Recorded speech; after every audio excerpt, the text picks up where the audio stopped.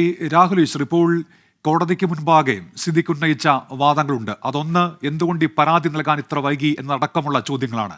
ഇന്ന് ഹൈക്കോടതിയുടെ ഉത്തരവ് പുറത്തു വരുമ്പോൾ ഇതിനെല്ലാമുള്ള കൃത്യമായ ഉത്തരമുണ്ട്. അത്തരം വാദങ്ങളെയൊക്കെ ഹൈക്കോടതി നിശ്ചിതമായി വിമർശിക്കുക കൂടി ചെയ്യുന്നുണ്ട്. അപ്പോൾ സിദ്ദിഖ് മുന്നോട്ട് വെച്ച എല്ലാ വാദങ്ങളും പൊളിഞ്ഞു പോയിരിക്കുന്നുവെന്ന് താങ്കൾ കരുതുന്നുണ്ടോ രാഹുൽ ഈശ്വർ? മുൻകൂർ ജാമ്യം ഒരാൾക്ക് ലഭിച്ചു എന്ന് പറഞ്ഞാൽ അതിന്റെ അർത്ഥം ആ വ്യക്തി നിരപരാധിയാണ് എന്നല്ല. അതേപോലെ മുൻകൂർ ജാമ്യം ഒരു വ്യക്തിക്ക് ലഭിച്ചില്ല എന്ന് പറഞ്ഞാൽ അതിന്റെ അർത്ഥം അദ്ദേഹം തെറ്റുകാരനാണ് എന്നല്ല. മുൻകൂർ ജാമ്യാപേക്ഷ ലഭിച്ചാലും ഇല്ലെങ്കിലും അത് തെറ്റിന്റെയോ തെറ്റില്ലായ്മയുടെയോ ഒരു ലക്ഷണമല്ല. ബഹുമാനപ്പെട്ട കോടതി പറഞ്ഞിരിക്കുന്നത് കൂടുതൽ ഈ വിഷയത്തിൽ ഇന്ററോഗേഷൻ ആവശ്യമാണ്. സിദ്ദിഖിന്റെ ഭാഗമടക്കം കൂടുതൽ പോലീസിന് അറിയേണ്ട ആവശ്യമുണ്ട്, ചോദ്യം ചെയ്യലിന്റെ ആവശ്യമുണ്ട്. അതുകൊണ്ട് കൂടുതൽ ചോദ്യം ചെയ്യട്ടെ, സംശയമില്ല.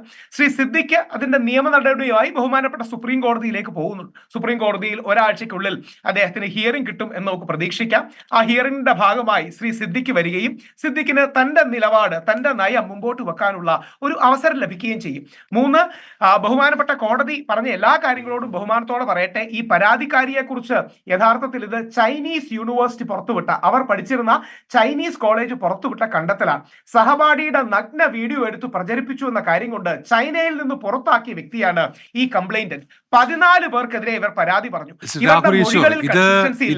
പല ഘട്ടങ്ങളിലായി ചർച്ചയിൽ അല്ല ശ്രീ രാഹുൽ ഈശ്വർ ഒന്ന് ചൂണ്ടിക്കാണിക്കട്ടെ. ഇത് പല ഘട്ടങ്ങളിൽ താങ്കൾ തന്നെ ഉയർത്തി കേട്ട വാദമാണ്. മറ്റൊന്ന്, ഇത്തരം വാദങ്ങളൊക്കെ കോടതിക്ക് മുൻപാകെ എത്തിയല്ലോ.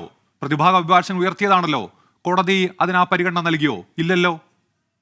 ഇല്ല, ബഹുമാനപ്പെട്ട കോടതിയുടെ വിസ്ഡം നമ്മൾ ബഹുമാനിക്കുന്നു. കോടതി വിധിയോട് വിനീതമായി വിയോജിക്കുമ്പോഴും കോടതിയെ അബ്യൂസ് ചെയ്യാൻ ഞങ്ങൾ ആരും തയ്യാറല്ല. കോടതി എതിരായ വിധി വന്നാൽ കോടതി മോശമാണ്, അല്ലെങ്കിൽ വനിതാ ജഡ്ജി മോശമാണ്, തേടിയ വള്ളി കാലി ചുറ്റി, കോടതിയുടെ അച്ഛൻ മറ്റേ പാർട്ടിക്കാരനാണ്, കോടതിയുടെ ഭർത്താവ്, ഇങ്ങനൊന്നും ഞങ്ങൾ ആരും പറയാറില്ല. അങ്ങനെ പറയുന്ന ഒരുപാട് പേരുണ്ട്. അതുകൊണ്ട് ബഹുമാനപ്പെട്ട കോടതിയുടെ വിധിന്യായം പൂർണ്ണമായും അംഗീകരിക്കുന്നു, ബഹുമാനിക്കുന്നു. അതിനെതിരെ ലീഗൽ നടപടിയായിട്ട് ശ്രീ സിദ്ദീഖ് പോവും. പക്ഷേ ഇവിടെ ചൂണ്ടിക്കാണിക്കപ്പെട്ട ഒറ്റ കാര്യമേ ഉള്ളൂ. 2019 ഫേസ്ബുക്കിൽ എഴുതിയതല്ല 2020 വന്ന് പറഞ്ഞത്, 2021 വന്ന് പറഞ്ഞത്, 2024 വന്ന് പറഞ്ഞത്. ആദ്യം മീഡിയയോട് വേറെയാണ്. സിദ്ദിഖ് വെർബലി അബ്യൂസ് ചെയ്തു, വാക്കുകൾ കൊണ്ട് അബ്യൂസ് ചെയ്തു എന്ന് പറഞ്ഞത് എങ്ങനെ ഫിസിക്കൽ റേപ്പായി മാറി? നമ്മൾ ചോദിക്കേണ്ട ചോദ്യമല്ലേ. ഈ പെൺകുട്ടി ആദ്യം പറഞ്ഞത് സിദ്ദിഖ് നിള തിയേറ്ററിൽ വെച്ച് വാക്കുകൾ കൊണ്ട് എന്നെ അബ്യൂസ് ചെയ്തു, സെക്ഷൽ സർവീസസിന് വേണ്ടി ചോദിച്ചു എന്നാണ്. അത് പിന്നീട് എങ്ങനെ മസ്കറ്റ് ഹോട്ടലിൽ വെച്ച് റേപ്പായി മാറി എന്ന സ്വാഭാവികമായ ചോദ്യമല്ലേ. ഈ പെൺകുട്ടി പോലും അവകാശപ്പെടുന്നത് അച്ഛന്റെയും അമ്മയുടെയും സുഹൃത്തിന്റെയും കൂടെയും മസ്കറ്റ് ഹോട്ടലിൽ വന്നു എന്നാണ്.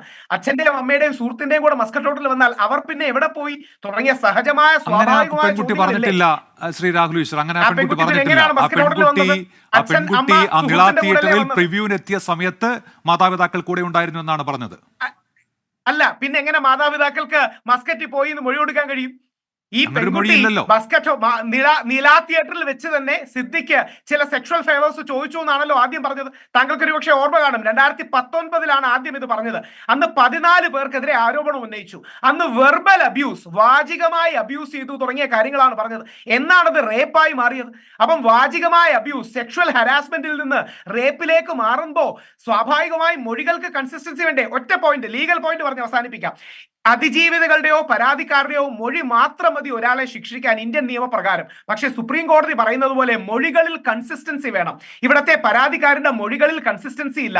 3ഓ 4ഓ പ്രാവശ്യം ഇത് മാറുന്നത് കണ്ടു. 2019 ഫേസ്ബുക്കിൽ പറഞ്ഞത് വ്യത്യാസമാണ്, പിന്നീട് യൂട്യൂബിൽ പറഞ്ഞത് വ്യത്യാസമാണ്, അതിനുശേഷം മീഡിയയ്ക്ക് മുമ്പിൽ ഒന്ന് പറഞ്ഞ വ്യത്യാസമാണ്, അതിനുശേഷം പോലീസിനോടും 164 കൊടുത്തതും വ്യത്യാസമാണ്. അപ്പൊ ഇത്രയും പോലീസിനോട് 164 പ്രകാരം എന്താണ് പറഞ്ഞിരിക്കുന്നത് നമ്മൾക്കറിയില്ല, എനിക്കറിയില്ല, താങ്കൾക്കറിയാമോ? നമ്മൾക്ക് ആർക്കും അറിയാൻ പറ്റുന്ന കാര്യമല്ലല്ലോ. അത് കോടതിക്ക് മുൻപാകെ മുദ്ര വെച്ച കവറിൽ എത്തിയ കാര്യമല്ലേ. അപ്പോൾ അതിനെക്കുറിച്ചൊരു ചർച്ച വേണ്ട. മറിച്ച് ആ പെൺകുട്ടി പുറത്ത് പറഞ്ഞ കാര്യങ്ങൾ നമ്മൾക്കറിയാം, ഇന്ന് കോടതിയിൽ ഉയർന്ന വാദമുഖങ്ങൾ അറിയാം. പക്ഷേ ആ വാദമുഖങ്ങളൊക്കെ തള്ളിക്കൊണ്ടാണല്ലോ ഇപ്പോൾ ഹൈക്കോടതി മുൻകൂർ ജാമ്യാപേക്ഷ നിരാകരിക്കുന്നത്. അല്ല, ബഹുമാനപ്പെട്ട ഹൈക്കോടതി എന്താണ് സംഭവിച്ചെന്ന് ഈ കുട്ടി പറഞ്ഞതായി വിധിന്യായത്തിൽ തന്നെ എഴുതിയിട്ടുണ്ട്. ആദ്യ പാരഗ്രാഫ് എന്ത് സംഭവിച്ചു എന്ന് ഈ കുട്ടി അലജ് ചെയ്യുന്നതാണ്. അങ്ങനെയാണ് കോടതി വിധികളുടെ ഒരു സ്ട്രക്ചർ. അതുകൊണ്ട് അതിൽ ക്ലിയർ ആയിട്ട് എഴുതിയിട്ടുണ്ട്. അത് പബ്ലിക് ഡൊമൈൻ ഉള്ളതാണ്. പറയുന്നതിൽ എനിക്ക് യാതൊരു പ്രശ്നവുമില്ല. കാര്യം അത് പബ്ലിക് ഡോക്യുമെന്റ് ആണ്. അപ്പോൾ 2019 ഇതല്ല പറഞ്ഞതെന്ന് നമ്മൾ ഓർക്കണം. 2019 വെർബൽ അബ്യൂസിൽ തുടങ്ങി ഇപ്പൊ റേപ്പിലേക്ക് മാറുമ്പോൾ അതിന് സംശയം ജനിപ്പിക്കുന്നു. മൊഴികളിൽ കൺസിസ്റ്റൻസി ഇല്ല, മൊഴികളിൽ വൈരുദ്ധ്യമുണ്ട് എന്ന് ആരെങ്കിലും ചൂണ്ടിക്കാട്ടിയാൽ അത് സ്ത്രീവിരുദ്ധത കാരണം മാത്രമല്ല ഈ പരാതിക്കാരുടെ മൊഴികളിൽ അവ്യക്തതയുണ്ട്, ഇൻകൺസിസ്റ്റൻസി ഉണ്ട്, മൊഴികൾക്ക് കൺസിസ്റ്റൻസി ഇല്ല. അതോടൊപ്പം ഈ വ്യക്തിക്ക് ഷേഡിയായ ഒരു പാസ്റ്റ് ഉണ്ട് എന്ന് ചില രേഖകൾ വെച്ച് സാമൂഹ്യ മാധ്യമങ്ങളിലും പൊതുമണ്ഡലത്തിലും ചൈനീസ് യൂണിവേഴ്സിറ്റിയുടെ രേഖകൾ, വെയ്ഫാങ് മെഡിക്കൽ യൂണിവേഴ്സിറ്റിയുടെ രേഖകളുമുണ്ട്. ശ്രീ രാഘവൻ ഈശ്വർ, അത്തരം പ്രചാരണങ്ങളൊക്കെ കോടതി കൂടി അറിയുന്നുണ്ട്. അതുകൊണ്ടാണ് ഈ വ്യക്തിഹത്യയുമായി ബന്ധപ്പെട്ട് കൂടി കോടതിക്ക് പരാമർശം നടത്തേണ്ടി വരുന്നത്. അത്തരത്തിൽ പരാതിക്കാരിയെ വ്യക്തിഹത്യ ചെയ്യാൻ കഴിയില്ല എന്നുകൂടി കോടതി പറയുന്നുണ്ട്. സ്ത്രീയെ ബഹുമാനിക്കണമെന്ന് പറയുന്നുണ്ട്. നമ്മുടെ ബിൽക്കിസ് ബാനു കേസൊക്കെ പൂർണ്ണമായി യോജിക്കുന്നു. സ്ത്രീയെ മാത്രം ബഹുമാനിച്ചാൽ മതിയോ? പുരുഷന് ബഹുമാനം വേണ്ടേ? പുരുഷന് നേരെ നിവിൻ പോളിയെ പോലെ വ്യാജ പരാതി വന്നാൽ, ബാക്കിയുള്ളവരെ പോലെ വ്യാജ പരാതി വരികയാണെങ്കിൽ അവന്റെയും ബഹുമാനവും മാനവും ഇല്ലേ? രാഹുൽ ഈശ്വർ, നിവിൻ പോളി എന്താണ് ചെയ്തത്? അത്തരം ഒരു പരാതി വന്ന സമയത്ത് അദ്ദേഹം ആ നിമിഷം തന്നെ പ്രതികരിക്കുന്നു, ധൈര്യത്തോടെ പുറത്തിറങ്ങുന്നു. ഇത് വ്യാജ പരാതിയാണെന്ന് പറയുന്നു, അതിനെ തന്റെ ഇടത്തോടെ ധൈര്യത്തോടെ നേരിടുന്നു. ഇവിടെ നമ്മൾ അങ്ങനെയല്ലോ കണ്ടത്. പരാതി വരുന്നതിന് പിന്നാലെ ഒളിച്ചോടുകയാണ്. നിയമത്തിന്റെ വഴിയിൽ നേരിട്ടു. സിദ്ദിഖിന് നേരെ ആരോപണം ഉണ്ടായി, കടിച്ചു തൂങ്ങാതെ ആ നിമിഷം അദ്ദേഹം രാജിവെച്ചു. ശ്രീ രഞ്ജിത്ത് 2 ദിവസം താമസിച്ചു രാജിവെക്കാൻ. ശ്രീ സിദ്ദിഖിനെതിരെ ആരോപണം വന്നു, അഗ്നിശുദ്ധി നടത്തി തിരിച്ചു വരാനായി ശ്രീ സിദ്ദിഖ് അപ്പം രാജിവെക്കുകയാണ്. പിന്നീട് അപ്പം പോലും ആരോടും ചോദിച്ചില്ല, ആരും ഡിമാൻഡ് പോലും ചെയ്തില്ല. അമ്മയുടെ സ്ഥാനത്ത് നിന്ന് സിദ്ദിഖ് രാജിവെക്കുന്നു. അതിനുശേഷം DGPക്ക് പരാതി കൊടുക്കുന്നു. ആ പരാതിയിൽ ഈ ചൈനീസ് യൂണിവേഴ്സിറ്റിയുടെ കാര്യങ്ങളടക്കം, സഹപാഠിയുടെ നഗ്ന വീഡിയോ എടുത്ത് പ്രചരിപ്പിച്ചതിന് ചൈനീസ് യൂണിവേഴ്സിറ്റിയിൽ നിന്ന് പുറത്തായ ഈ പരാതിക്കാരിയെ കുറിച്ചുള്ള രേഖകൾ ബഹുമാനപ്പെട്ട DGPക്ക് കൊടുക്കുന്നു. അപ്പം ഇത് തീർച്ചയായും കോടതി പറയട്ടെ. എന്റെ എല്ലാം വിശ്വാസം ബഹുമാനപ്പെട്ട സുപ്രീം കോടതി ഒരാഴ്ചയ്ക്കുള്ളിൽ ശ്രീ സിദ്ദിഖിന് ജാമ്യം അനുവദിക്കുമെന്ന് തന്നെയാണ്.